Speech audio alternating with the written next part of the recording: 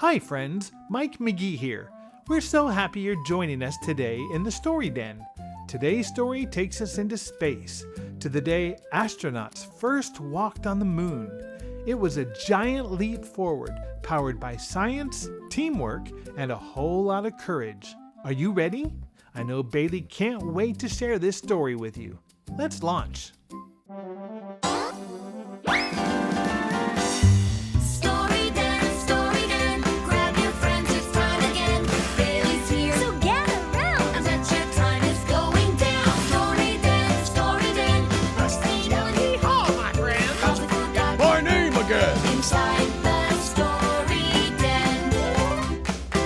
Hey there, friends! Welcome back to Story Den with Bear Bailey. Today, we're embarking on an extraordinary journey, one you can't take by car, train, or even boat.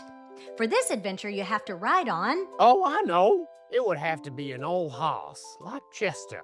He was a reliable fella. He always took a liking to the fillies. No, Rusty, the answer is a rocket. A rocket? Well, I'll be.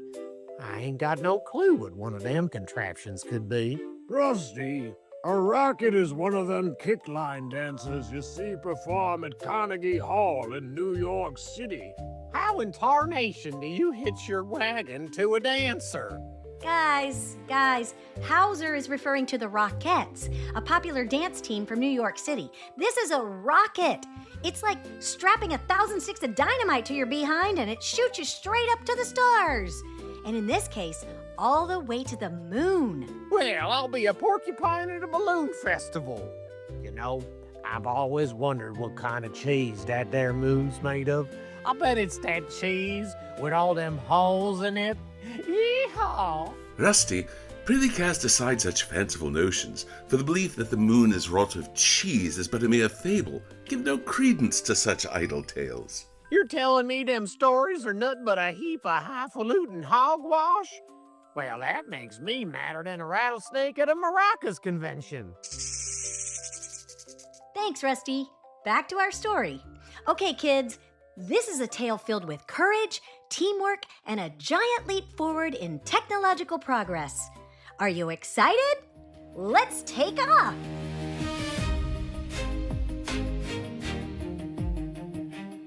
In the 1960s, the idea of landing on the moon was both thrilling and unimaginable to many around the world.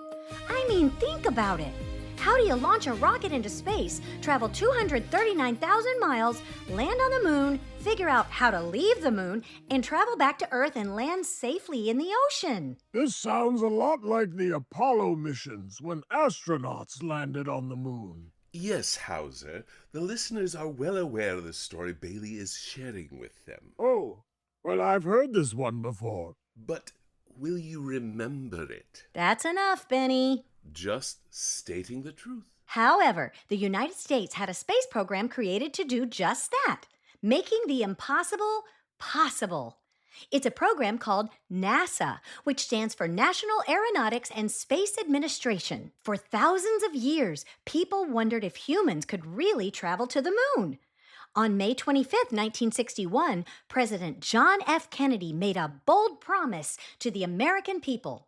I believe that this nation should commit itself to achieving the goal, before this decade is out, of landing a man on the moon and returning him safely to the Earth. No single space project in this period will be more impressive to mankind or more important for the long-range exploration of space, and none will be so difficult or expensive to accomplish. President Kennedy was right. Kennedy's speech inspired the nation and sparked the ambitious Apollo program. His vision ultimately led to the historic Apollo 11 mission, where 3 brave astronauts were chosen for the adventure of a lifetime. Neil Armstrong would be the commander of Apollo 11 mission. Buzz Aldrin was selected to be the lunar module pilot, and Michael Collins as pilot of the Columbia spacecraft, which would circle the moon while Neil and Buzz made the historic landing.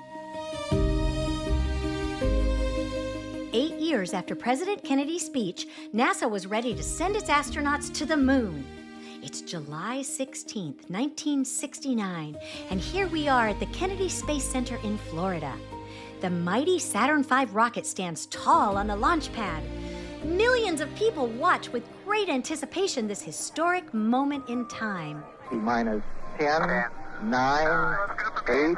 We have a go for main engine start. We have main engine start. 4, 3, 2, 1, 0.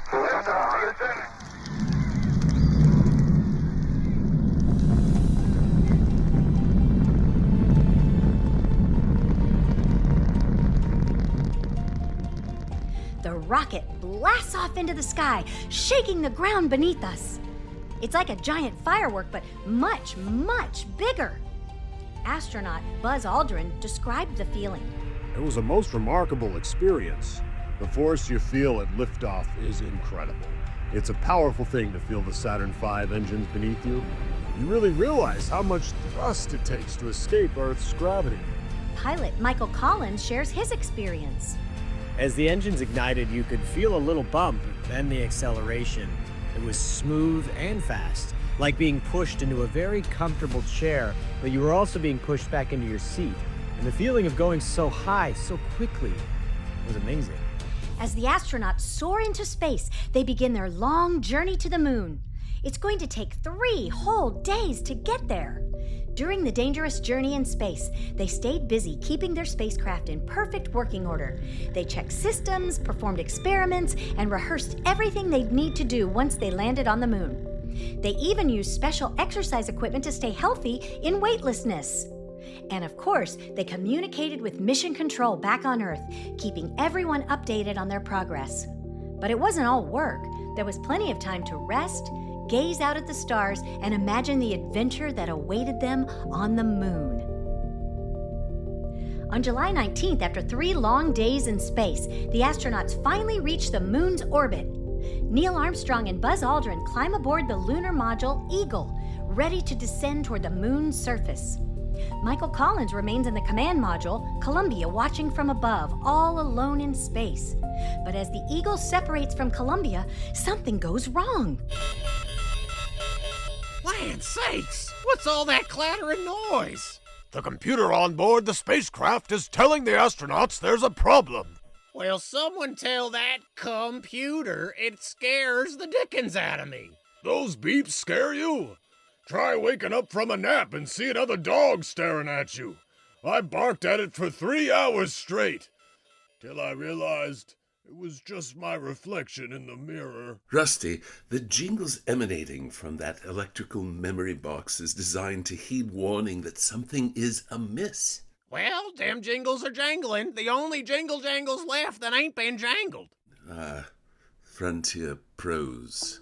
Uh-oh, the computer inside the Eagle starts to beep wildly. The astronauts are nearing their landing site, but the computer is overloaded with too many tasks. And if that wasn't enough, the fuel gauge shows they're running low. The tension builds as Neil and Buzz realize they might not have enough fuel to make a safe landing. But Neil Armstrong stays cool under pressure. He takes manual control of the spacecraft, guiding the Eagle past towering craters and huge boulders, searching for a clear spot to land. Time is running out, and every second counts as they make their final descent toward the moon. Everyone on Earth waits nervously to hear confirmation that Armstrong and Aldrin have landed. Houston, Tranquility Base here. The Eagle has landed.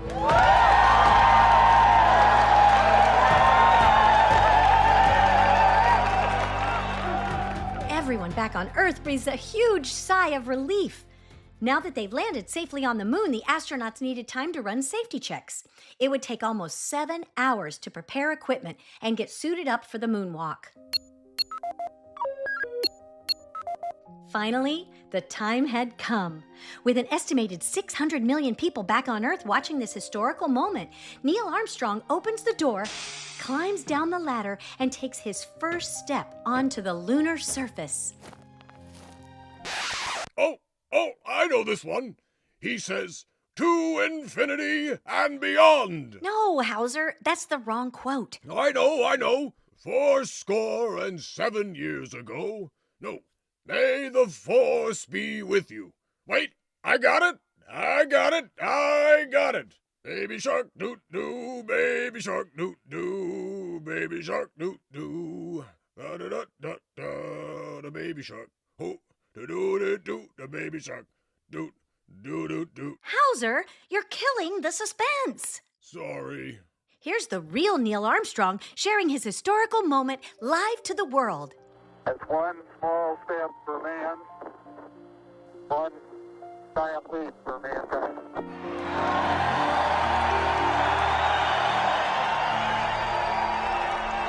Can you imagine how exciting that must have been?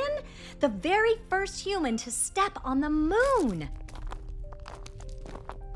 A few minutes later, Buzz Aldrin joins him, and together they explore the moon. They collect rocks, set up experiments to measure the moon's secrets, and even plant an American flag. But they have to be quick. There's a lot to do, and they don't want to miss their chance to head back.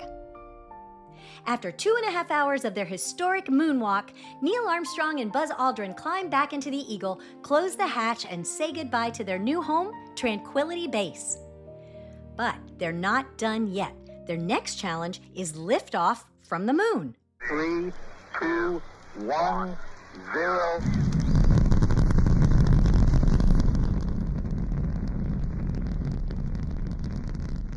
With engines roaring, the Eagle blasts off from the lunar surface.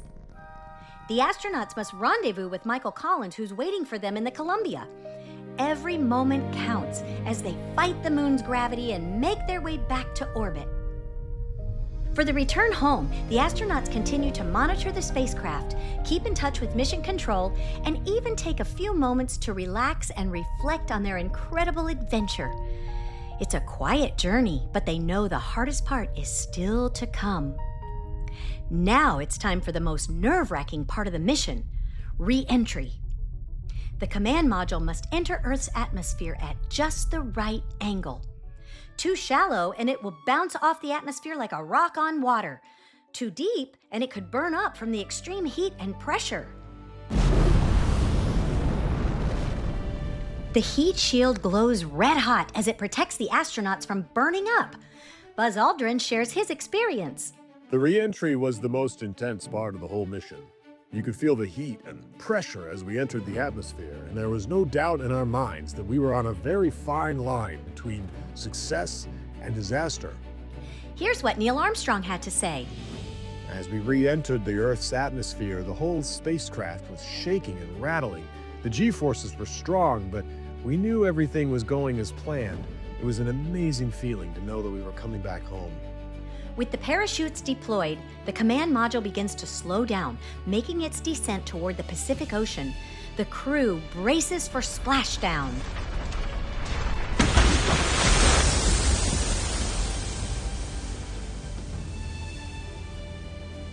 A most refreshing bath awaits. Shame you're not aboard, Rusty. Hey now, I bathed last month on purpose. As the command module splashes into the open seas, the astronauts feel the force of the landing.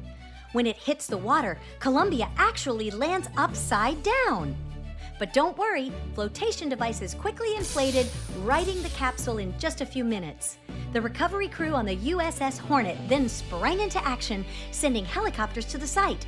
It took almost 3 hours to remove the astronauts from the module and return them to the ship. 10 days later, the astronauts were back on the mainland with ticker tape parades in New York and Chicago, celebrating their accomplishments. Millions of people lined the streets to cheer them as they were treated like heroes. This even included a special meeting with President Nixon where they received the Presidential Medal of Freedom. It was a triumphant return as the world celebrated their incredible achievement of landing on the moon. Michael Collins said, The view of the Earth from space was overwhelming. It was the most beautiful sight I've ever seen in my life, and I couldn't stop thinking about how precious and fragile our planet is. Buzz Aldrin shared his thoughts too. It was absolutely stunning, an experience of a lifetime. The view from the moon was just beyond anything I could have imagined. And that, my friends, is the story of Apollo 11, the historic mission that saw humanity land on the moon. While Neil Armstrong, Buzz Aldrin, and Michael Collins were the ones to make those unforgettable first steps, they were far from the only heroes. Behind them was a team of thousands of brilliant men and women at NASA, working tirelessly for years, designing, building, testing, and dreaming to make this mission possible.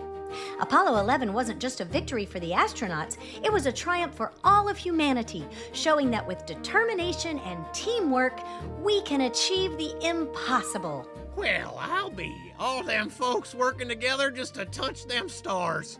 Reckon there's hope for the rest of us down here in the mud. If a man can reach for the heavens, Rusty, surely you can reach for a washcloth. Hauser, any last comments before we go? Yeah, sure. Just as soon as that other dog in the mirror stops copying me. Rude fella. Thank you for joining me on this out-of-this-world adventure. Keep reaching for the skies, and remember, no matter how small you might feel, you are capable of great things. Until next time, keep your eyes on the stars. Eureka! Story Den was performed in front of a fake studio audience. The voice talents in Story Den include Debbie Cleveland, Sanford Jackson, Brian Philbin, and Emma Tracewell. Story Den is created and produced by Mike McGee with editing by Dee Patharuna. If you enjoyed hanging out in the den today, make sure you subscribe to the show on Apple Podcasts or Spotify, and check out our Patreon at patreon.com/BearBailey. Members get access to worksheets, puzzles, parent guides, and can offer suggestions for future shows. You can even earn a shout out on a future episode. Thanks for listening, and we'll see you next time.